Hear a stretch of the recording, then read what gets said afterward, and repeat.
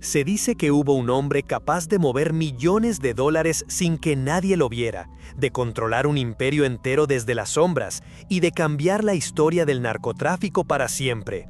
Su nombre, Gilberto Rodríguez Orejuela. Hoy te invitamos a sumergirte en la vida de quien fue conocido como el cerebro del Cartel de Cali, un hombre cuya inteligencia y estrategia lo hicieron casi invisible ante el ojo de la justicia, hasta que su mundo de poder, riqueza y secreto comenzó a derrumbarse. Prepárate para descubrir los secretos, las intrigas y los oscuros mecanismos que definieron su ascenso, su caída y el legado que dejó en la historia del crimen organizado.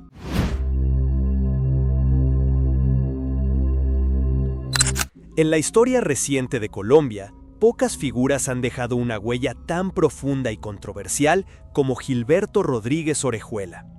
Nacido en 1939 en la pequeña ciudad de Mariquita, en el corazón del Tolima, Gilberto creció en un país marcado por profundas desigualdades sociales, tensiones políticas y una economía frágil que dejaba a muchos de sus habitantes al margen de oportunidades legítimas.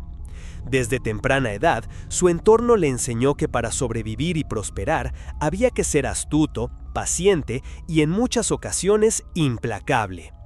Pero Gilberto no fue un hombre que emergió de la noche a la mañana en el mundo del narcotráfico. Su historia es la de un individuo que, aprovechando las circunstancias de su tiempo y lugar, supo construir un imperio criminal que cambiaría para siempre la forma en que el mundo percibe el tráfico de drogas. Para entender la magnitud de su influencia, primero debemos situarnos en Colombia durante las décadas de los 70 y 80, un país que se convertía lentamente en el epicentro del comercio ilegal de cocaína. La violencia, la corrupción y la falta de oportunidades crearon un caldo de cultivo perfecto para que individuos con ambición y astucia encontraran en el narcotráfico no solo una vía de supervivencia, sino una posibilidad de riqueza y poder inimaginables. En este contexto, Gilberto y su hermano Miguel comenzaron a operar de manera silenciosa pero estratégica. Mientras que otros grupos criminales optaban por la violencia y la ostentación, los Rodríguez Orejuela apostaron por la discreción, la inteligencia financiera y la construcción de redes de influencia que llegaban a la política, la economía y la sociedad misma. Así nació el Cartel de Cali, una organización que, a diferencia de otros carteles notoriamente violentos, se caracterizó por su enfoque empresarial, su habilidad para el lavado de dinero y su capacidad para manipular el sistema legal a su favor. Este documental es un viaje a través de la vida de Gilberto Rodríguez Orejuela, un hombre que, con astucia y frialdad, se convirtió en uno de los narcotraficantes más poderosos del mundo. Exploraremos no solo sus crímenes, sino también el contexto que permitió su ascenso, las decisiones estratégicas que consolidaron su poder y las consecuencias de sus acciones en Colombia y más allá de sus fronteras. Al contar esta historia, no buscamos glorificar la violencia ni el crimen, sino entender cómo las estructuras sociales, económicas y políticas pueden facilitar la aparición de figuras como Gilberto y qué lecciones podemos extraer de su historia. Desde sus primeros pasos en los pequeños negocios de contrabando hasta la construcción de un imperio que movía cientos de millones de dólares anualmente, la vida de Gilberto Rodríguez Orejuela nos muestra cómo la combinación de inteligencia, ambición y contexto puede transformar a un hombre común en una leyenda criminal. Acompáñanos en este recorrido por la historia del Cartel de Cali, la historia de un hombre que redefinió el narcotráfico y cuyo legado sigue siendo estudiado y debatido décadas después. Gilberto Rodríguez Orejuela no nació en medio del lujo ni del poder. Su infancia transcurrió en un entorno marcado por la sencillez y las dificultades económicas propias de la Colombia rural de mediados del siglo XX. Desde pequeño estuvo rodeado de un ambiente donde la familia, la tradición y el trabajo duro eran valores fundamentales, y donde cada oportunidad de mejorar su situación debía ser buscada con ingenio y determinación. Sus primeros años en Mariquita fueron, como los de muchos niños de su tiempo, una mezcla de juegos, responsabilidades y la necesidad de aprender a sobrevivir en un mundo que a menudo parecía injusto y limitado. Su educación formal fue irregular. Aunque asistió a la escuela local, las exigencias económicas de su hogar hicieron que el estudio no siempre fuera una prioridad. Gilberto encontró desde muy temprano que, fuera del aula, había lecciones igualmente importantes: cómo negociar, cómo observar a las personas y, sobre todo, cómo identificar oportunidades donde otros solo veían obstáculos.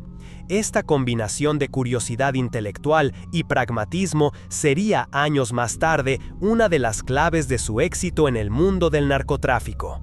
Durante su adolescencia, Gilberto mostró una capacidad sorprendente para los negocios, aunque todavía incipiente.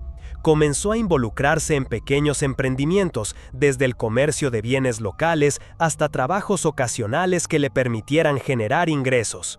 Pero su mirada siempre estaba más allá de lo inmediato. Aprendió a analizar riesgos, a evaluar las consecuencias de sus decisiones y a anticipar los movimientos de quienes lo rodeaban.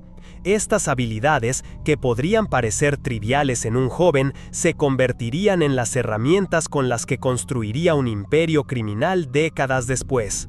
Su juventud también estuvo marcada por los contrastes sociales de Colombia.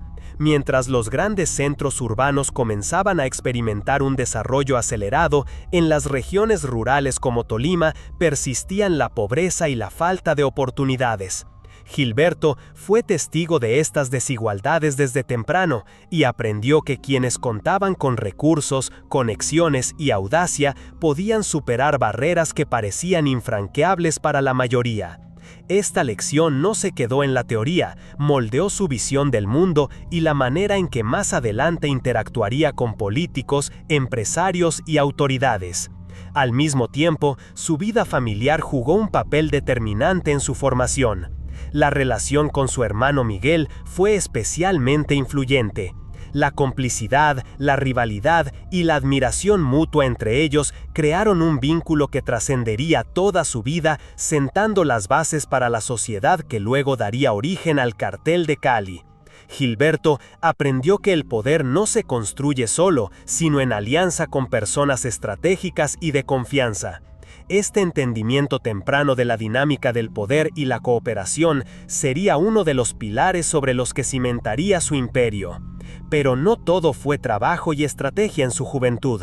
Como muchos jóvenes de su entorno, Gilberto también se enfrentó a las tensiones sociales, a la búsqueda de identidad y a los desafíos propios de crecer en un país convulsionado por la desigualdad. Estas experiencias no solo lo endurecieron, sino que le enseñaron a leer a las personas y adaptarse a diferentes escenarios con rapidez, una habilidad que le sería crucial cuando finalmente entrara al mundo del narcotráfico. Cada desafío, cada obstáculo y cada experiencia de su juventud actuaron como un ensayo para la vida que más tarde lo convertiría en una figura influyente, temida y respetada en Colombia y en el mundo. A finales de los años 70 y comienzos de los 80, Colombia se encontraba en una encrucijada. La economía informal crecía, la demanda internacional de cocaína explotaba y la debilidad de las instituciones públicas creaba un terreno fértil para la aparición de organizaciones criminales sofisticadas. Fue en este contexto que Gilberto Rodríguez Orejuela y su hermano Miguel comenzaron a consolidar lo que con el tiempo se convertiría en uno de los carteles más poderosos del mundo, el Cartel de Cali. La fundación de esta organización no fue fruto de la violencia inmediata ni de la notoriedad mediática. Por el contrario, Gilberto adoptó un enfoque silencioso, estratégico y meticuloso. Mientras otros grupos del narcotráfico buscaban imponerse mediante terror y fama, los Rodríguez Orejuela estudiaban el terreno con paciencia. Analizaban rutas de transporte, evaluaban mercados internacionales, identificaban puntos débiles en la supervisión estatal y construían relaciones con actores clave de la sociedad. Su visión era clara, no solo se trataba de traficar drogas, sino de construir una estructura que pudiera sostenerse en el tiempo, resistir embates legales y mantenerse rentable incluso bajo presión internacional. El cartel de Cali comenzó como una red local de distribución de cocaína, pero rápidamente se transformó en una operación multinacional. Gilberto entendió que la clave no estaba únicamente en la producción, sino en el control del comercio, el lavado de dinero y la expansión hacia mercados estratégicos. Para lograrlo, estableció alianzas con empresarios, bancos y funcionarios públicos que facilitaron la movilidad de grandes cantidades de dinero sin levantar sospechas inmediatas. Esta sofisticación financiera se convirtió en un sello distintivo del cartel de Cali, diferenciándolo de otros grupos que dependían más de la violencia y el temor.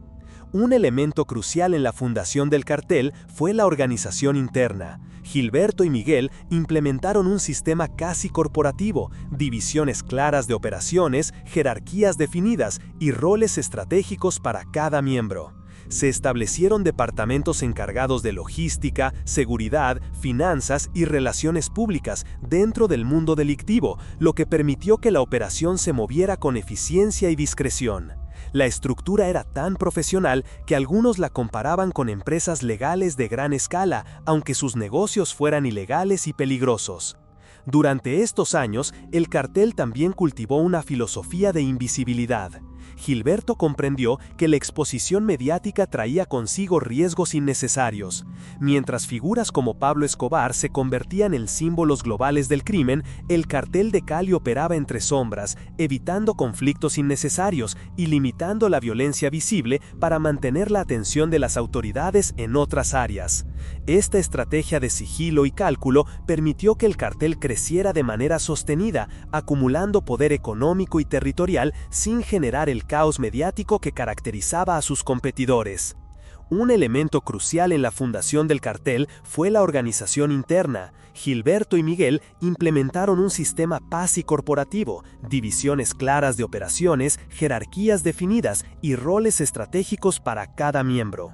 Se establecieron departamentos encargados de logística, seguridad, finanzas y relaciones públicas dentro del mundo delictivo, lo que permitió que la operación se moviera con eficiencia y discreción. La estructura era tan profesional que algunos la comparaban con empresas legales de gran escala, aunque sus negocios fueran ilegales y peligrosos. Durante estos años, el cartel también cultivó una filosofía de invisibilidad. Gilberto comprendió que la exposición mediática traía consigo riesgos innecesarios. Mientras figuras como Pablo Escobar se convertían en símbolos globales del crimen, el cartel de Cali operaba entre sombras, evitando conflictos innecesarios y limitando la violencia visible para mantener la atención de las autoridades en otras áreas. Esta estrategia de sigilo y cálculo permitió que el cartel creciera de manera sostenida, acumulando poder económico y territorial sin generar el caos mediático que caracterizaba a sus competidores. La fundación del cartel de Cali no fue solo la creación de una organización criminal, fue la manifestación de la visión estratégica de Gilberto Rodríguez Orejuela. Su capacidad para combinar negocios, política y relaciones humanas en un esquema criminal eficiente marcaría un precedente en la historia del narcotráfico. Cada decisión tomada durante estos primeros años reflejaba su enfoque de largo plazo: construir un imperio silencioso, resiliente y formidable, capaz de operar sin necesidad de recurrir al espectáculo del terror, pero con un control absoluto sobre sus operaciones y sus territorios. Así, lo que comenzó como un pequeño grupo con ambiciones locales, bajo la dirección calculadora de Gilberto, se transformó en la base de una organización que cambiaría para siempre la dinámica del narcotráfico internacional. La fundación del cartel de Cali no fue un acto improvisado, fue el resultado de años de observación, planificación y ejecución disciplinada, una muestra temprana de la mente estratégica que definió la vida de Gilberto Rodríguez Orejuela y que lo convertiría en un nombre temido y respetado mucho antes de que su imperio alcanzara su máxima expansión. Con la base establecida y las operaciones sólidamente organizadas, el cartel de Cali entró en una fase de expansión sin precedentes durante las décadas de los 1980 y 1990. Este periodo representó el verdadero auge de la organización, no solo en términos económicos, sino también en su influencia política y social dentro de Colombia y más allá de sus fronteras. Mientras otras organizaciones del narcotráfico luchaban por notoriedad mediante la violencia y el enfrentamiento directo, Gilberto Rodríguez Orejuela consolidó un enfoque mucho más calculado: poder silencioso y control estratégico. El cartel de Cali comenzó a penetrar en mercados internacionales con una precisión casi empresarial. Gilberto comprendió que la demanda de cocaína en Estados Unidos y Europa era enorme y creciente, y estructuró rutas de tráfico complejas y seguras que atravesaban fronteras, evitando el riesgo de detección masiva. Para ello, utilizó redes de contactos, empresas fachada y operadores legales que parecían inocentes, pero que movían toneladas de droga a través de puertos y aeropuertos con eficiencia casi industrial. Cada envío estaba meticulosamente planificado, cada ruta evaluada por su riesgo y cada socio cuidadosamente seleccionado. La expansión del cartel no se limitó a la distribución de drogas. Gilberto implementó un sistema de lavado de dinero sofisticado que le permitió reinvertir ganancias en bienes raíces, negocios legales, bancos e incluso en sectores financieros internacionales. Esta diversificación convirtió al Cartel de Cali en una organización no solo criminal, sino también financiera, capaz de sostener su poder a pesar de la presión policial y las fluctuaciones del mercado de drogas. Mientras algunos carteles dependían casi exclusivamente del tráfico directo, Gilberto entendió que el control del capital era la verdadera clave para la longevidad de su imperio. Durante este periodo, la influencia del Cartel de Cali en Colombia se volvió casi omnipresente. Gilberto y sus colaboradores construyeron redes de sobornos que alcanzaban a funcionarios públicos, políticos, jueces y fuerzas de seguridad. Esta penetración sistemática les permitió operar con un margen de maniobra considerable, evitando enfrentamientos directos con la ley y manteniendo una imagen de discreción que contrastaba con la notoriedad de otros grupos criminales. Su estrategia de poder sin visibilidad fue fundamental para consolidar la autoridad del cartel en territorios estratégicos y mantener una operación casi indetectable. Además, el auge del Cartel de Cali coincidió con un cambio en la percepción internacional del narcotráfico. Mientras la violencia de otros grupos dominaba los titulares, Gilberto ofrecía una versión más calculada y empresarial del crimen organizado. Este enfoque no solo le permitió aumentar sus ganancias, sino también minimizar la exposición mediática y política que podía poner en riesgo a la organización. Cada movimiento del cartel era parte de un plan mayor, cuidadosamente diseñado para maximizar beneficios y minimizar riesgos. El auge del Cartel de Cali también se reflejó en la sofisticación de sus relaciones internacionales. Gilberto negoció con intermediarios en Estados Unidos, Europa y otras regiones, estableciendo alianzas estratégicas y canales de distribución que aseguraban un flujo constante de ingresos. Esta globalización temprana del cartel demostró la visión de Gilberto como un líder capaz de anticipar tendencias, adaptar a cambios en la demanda y proteger su organización frente a amenazas externas. La habilidad para combinar comercio ilícito, finanzas legales y redes de influencia política convirtió al Cartel de Cali en un modelo de narcotráfico profesional, diferente a todo lo que se había visto antes. En pocas palabras, el auge del Cartel de Cali fue el resultado de una combinación de planificación meticulosa, visión estratégica y capacidad para adaptarse a un entorno cada vez más peligroso. Gilberto Rodríguez Orejuela no buscaba la fama ni el espectáculo, buscaba estabilidad, control y expansión sostenida. Este periodo de su vida marca el punto culminante de su poder y sienta las bases para los conflictos y desafíos que vendrán más adelante, cuando la magnitud de su imperio y su influencia atrajeron inevitablemente la atención de autoridades nacionales e internacionales. Uno de los rasgos que definieron al Cartel de Cali y lo diferenciaron de otras organizaciones criminales de su tiempo fue su enfoque meticuloso hacia las operaciones y la estrategia. Gilberto Rodríguez Orejuela entendió que para mantener un imperio de tal magnitud era necesario diseñar cada aspecto del negocio con precisión quirúrgica, transformando el narcotráfico en una empresa sofisticada, casi corporativa. No se trataba únicamente de tráfico de drogas, se trataba de logística, finanzas, seguridad, comunicación y relaciones humanas, todo integrado en un sistema altamente eficiente. En primer lugar, las operaciones logísticas del cartel eran extremadamente elaboradas. Gilberto supervisaba personalmente la organización de rutas de tráfico que cruzaban fronteras internacionales, evitando los puntos de control más riesgosos y utilizando métodos de transporte poco convencionales: aviones cargados de cocaína en compartimentos ocultos, submarinos artesanales, camiones con dobles fondos e incluso rutas marítimas que atravesaban varios países antes de llegar a mercados clave.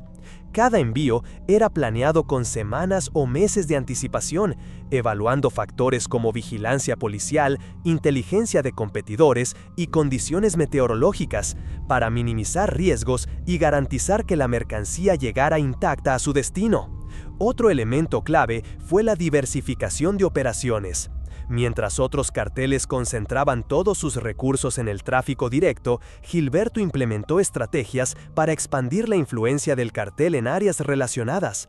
Esto incluía el lavado de dinero a través de empresas legítimas, la inversión en bienes raíces, el comercio de productos legales y la creación de redes financieras internacionales. Esta diversificación no solo protegía los activos del cartel frente a confiscaciones y persecuciones judiciales, sino que también aumentaba la riqueza y el control sobre múltiples sectores económicos, consolidando el poder de Gilberto más allá de la cocaína. La seguridad y la protección interna eran igualmente fundamentales. El cartel de Cali desarrolló un sistema de vigilancia y protección casi militar, que incluía escoltas, sistemas de alerta temprana y protocolos estrictos de confidencialidad. Gilberto era consciente de que la exposición innecesaria podía destruir años de trabajo, por lo que imponía reglas estrictas de comunicación, reuniones privadas y control sobre la información dentro de la organización. Incluso sus colaboradores más cercanos operaban bajo estrictos códigos de conducta, lo que reducía la posibilidad de traiciones o filtraciones que pudieran comprometer al cartel. Además, Gilberto comprendió la importancia de la inteligencia y la información estratégica. Su organización contaba con redes de informantes dentro de agencias gubernamentales, fuerzas policiales y sectores empresariales. Esta capacidad de recopilar y analizar información le permitía anticipar movimientos de autoridades, competidores e incluso de aliados, tomando decisiones rápidas y precisas que mantenían al cartel un paso adelante en todo momento. La combinación de logística, finanzas, seguridad y espionaje convirtió al cartel de Cali en un organismo casi invulnerable durante su periodo de mayor expansión. Finalmente, las relaciones humanas y políticas eran parte integral de la estrategia de Gilberto. Comprendió que el poder absoluto no solo se obtiene con dinero o armas, sino con influencia, persuasión y alianzas. Por eso, cultivó vínculos con empresarios, políticos y autoridades locales, asegurando que su operación pudiera moverse con relativa libertad y que los obstáculos legales se minimizasen. Su capacidad para negociar, manipular y mantener lealtades internas fue crucial para sostener la complejidad de un imperio criminal de tal escala. En síntesis, las operaciones y estrategias del cartel de Cali no fueron improvisadas ni basadas únicamente en la fuerza bruta. Eran el resultado de una planificación meticulosa, de una visión empresarial aplicada al crimen y de una comprensión profunda de los riesgos y oportunidades de cada decisión. Gilberto Rodríguez Orejuela transformó el narcotráfico en un modelo de eficiencia, control y sofisticación que lo convirtió en una figura temida, respetada y prácticamente inalcanzable durante los años de máximo poder del cartel. Cada aspecto de la organización estaba diseñado para proteger su riqueza, su influencia y su libertad, lo que explica por qué el cartel de Cali pudo operar con éxito durante tanto tiempo sin ser desmantelado por completo. Cuando el cartel de Medellín alcanzaba su punto más alto de poder, Jorge Luis Ochoa Vázquez ya había comprendido algo que para muchos de sus contemporáneos seguía siendo una intuición difusa. Un imperio no podía sostenerse únicamente con fuerza bruta, violencia desmedida y control local. El verdadero poder, el que perdura y se multiplica, necesitaba traspasar fronteras. En las montañas y selvas de Colombia se producía un polvo blanco cuya demanda en Estados Unidos y Europa parecía no tener techo. Jorge Luis, con una mentalidad más cercana a la de un director ejecutivo que a la de un jefe criminal, vio en ello la posibilidad de convertir al Cartel de Medellín en una organización de alcance global. Pero no bastaba con enviar cargamentos, era necesario crear un sistema logístico tan preciso como el de cualquier multinacional legítima. Diseñó rutas aéreas, marítimas y terrestres que atravesaban varios países, cada una pensada para maximizar ganancias y reducir riesgos. No dejaba nada al azar. Evaluaba la vigilancia de las autoridades, la estabilidad política de cada territorio, la confiabilidad de los contactos locales y hasta la infraestructura disponible para el transporte. Era un ajedrez a escala continental, donde cada movimiento debía anticipar el siguiente. La internacionalización del cartel no solo implicaba transporte, sino alianzas. Jorge Luis entendió que necesitaba socios extranjeros, mafias, clanes y organizaciones delictivas que facilitaran la entrada de la cocaína en nuevos mercados y garantizaran la distribución. Elegir a quién asociarse era un acto de equilibrio. Demasiado poder para el socio significaba perder control, demasiada presión sobre él podía generar traiciones. Ochoa dominaba ese arte de mantener la confianza y el miedo en proporciones justas. El crecimiento trajo otro desafío, el manejo del dinero. En un negocio que generaba millones de dólares en efectivo cada semana, mover y limpiar el capital era una operación casi tan compleja como traficar la droga. Jorge Luis supervisó la creación de redes de empresas fachada, inversiones inmobiliarias internacionales y operaciones bancarias que cruzaban océanos. Cada dólar pasaba por una ruta tan calculada como la cocaína misma. Así, los fondos no solo se ocultaban de las autoridades, sino que quedaban listos para financiar la expansión o sobornar a quien fuera necesario. Pero si la logística y las finanzas podían planificarse, la violencia era un elemento mucho más impredecible. En el Medellín de aquellos años, los enfrentamientos con grupos rivales, bandas emergentes y fuerzas del orden eran parte del día a día. Aunque Jorge Luis no se caracterizaba por un temperamento violento, sabía que debía sobrevivir en un entorno donde la traición y la muerte podían aparecer en cualquier esquina. Su sistema de protección personal era meticuloso, no confiaba en la simple presencia de guardaespaldas, estableció capas de seguridad, vigilancia encubierta y protocolos de emergencia que le permitían detectar amenazas antes de que se materializaran.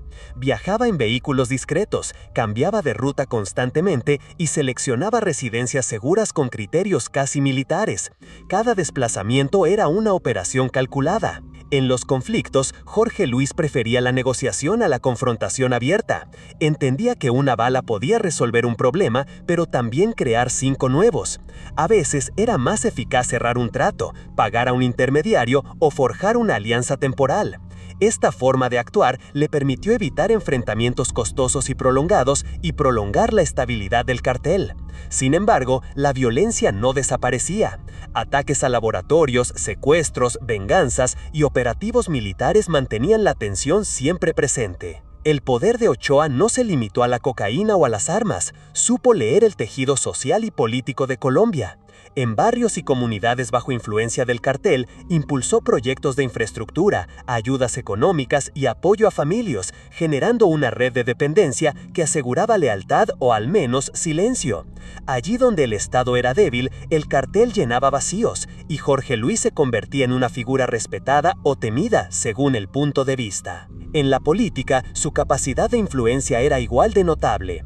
El soborno y la corrupción se usaban como herramientas estratégicas, pagos a funcionarios, jueces y legisladores, o presión sobre figuras clave para garantizar impunidad. No era un operador visible, prefería moverse en las sombras, ejerciendo poder sin exponerse innecesariamente.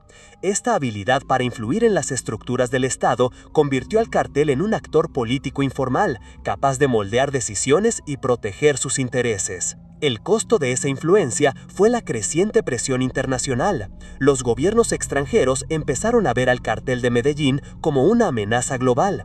La diplomacia se tensó, la cooperación policial se intensificó y el nombre de Colombia quedó inevitablemente asociado al narcotráfico. Jorge Luis, siempre calculador, trabajó para minimizar esa presión. Delegaba, utilizaba intermediarios y adoptaba un perfil más bajo que otros líderes más mediáticos. Pero incluso las estructuras más sólidas tienen un punto de quiebre. Con el paso de los años, la acumulación de enemigos, la presión policial y la competencia interna comenzaron a desgastar el imperio. Jorge Luis entendió que la caída era inevitable.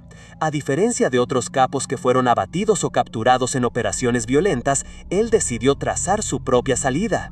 Negoció con autoridades colombianas e internacionales, utilizó su reputación como mediador para asegurar un retiro que protegiera a su familia y reduciera los riesgos personales. Aceptó compromisos y restricciones que contrastaban con la libertad que había disfrutado durante décadas, pero esa decisión le permitió evitar un final sangriento. En su retiro, eligió la discreción, se alejó de la ostentación, reconstruyó su vida personal y familiar y evitó cualquier exposición innecesaria. Sabía que, aunque su figura era conocida, la supervivencia dependía de pasar inadvertido.